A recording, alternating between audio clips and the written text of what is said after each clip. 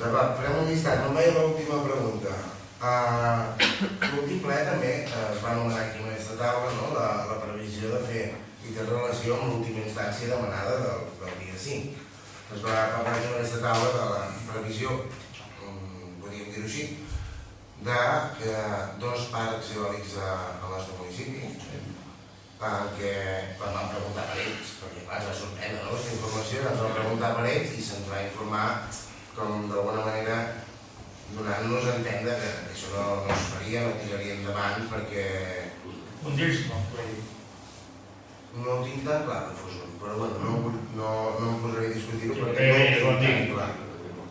No, que només fos un dels que no es faria, però bueno, tot i així... Vam marxar d'aquí amb la sensació que no hi havia interès en tirar endavant aquests parcs eòlics. Llavors, possiblement no avançarien.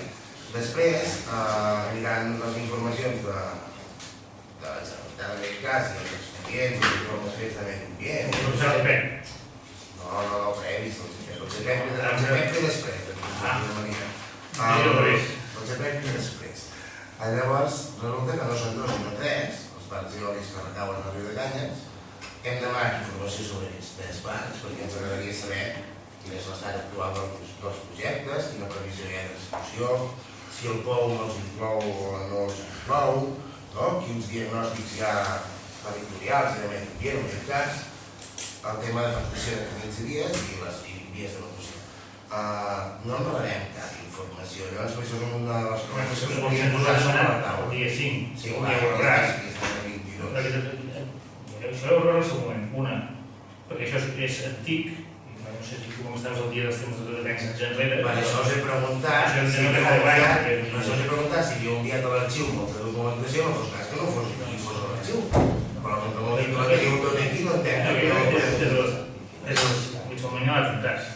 Aquí això porta tramitant des de l'any 2008 i 2009, és a dir, això és un tema antic. Un tema antic és quan hi ha el 2004, 2005, que és el decret de renovables, on hi ha tots els grans impuls de renovables, que ofereixen el país fotovoltaiques i eòliques. Evidentment, les coses es fan on hi ha sol i hi ha vent. El 2006 vam fer el segon procés de participació quan la gent deia que s'aprofités el vent. En aquell moment hi havia tot el tema que havia fet anys enrere, el tema del parc eòlic de l'Argentera,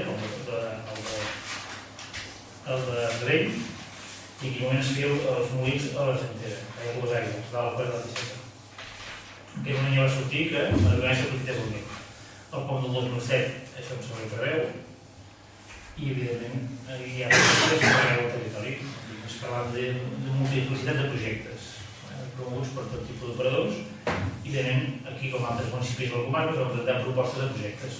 Aquí fins fa 4 dies hi havia dues torres de mesures, una al Gord i l'altra dalt a la pedrera de Cols de Mossorari. El projecte de Vilavelles. En principi del Gord, però jo que sé, no hi ha prou vent i per tant aquest es descarta. I el que continua és les crestes amb altres projectes que hi ha previstos al Forja, aprofitant la serra del Forja, l'Uresa i aquesta última serra que hi ha entre Uresa de Cols, que sembla que hi continua bé, però tot està paralitzat perquè la tramitació hi havia una ZDP, que és una zona estratègica que va fer el govern del tripartit a la zona del Forja, les Borges, Dues Aigües i també de Cols, però això està molt paralitzat, la tramitació està molt paralitzada. Ara em sembla que hi ha un tràmit, però això està tot molt parat.